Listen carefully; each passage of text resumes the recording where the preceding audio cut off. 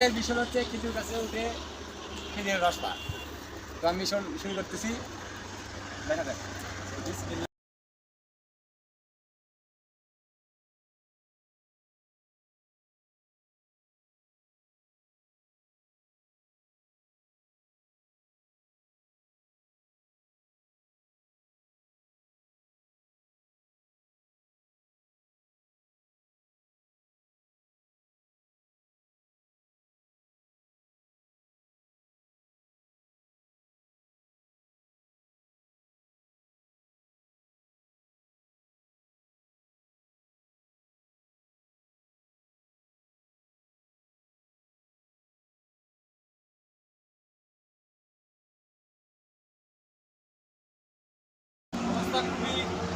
খুবই অনেক রস পড়ছে, প্রায় ৫-১০ কেজির মতো রস হবে।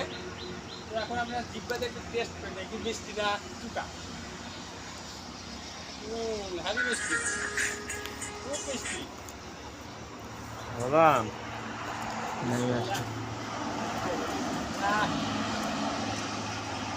তো আসলে গাছগুলো হচ্ছে কার, আমরা না বলে গাছের রসগুলো খাইতে পারি না।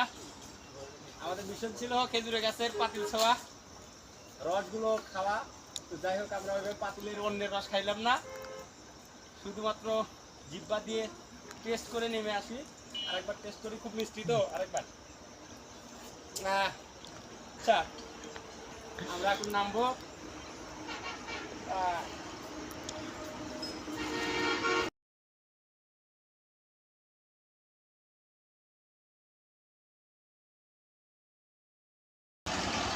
আরে নামা তো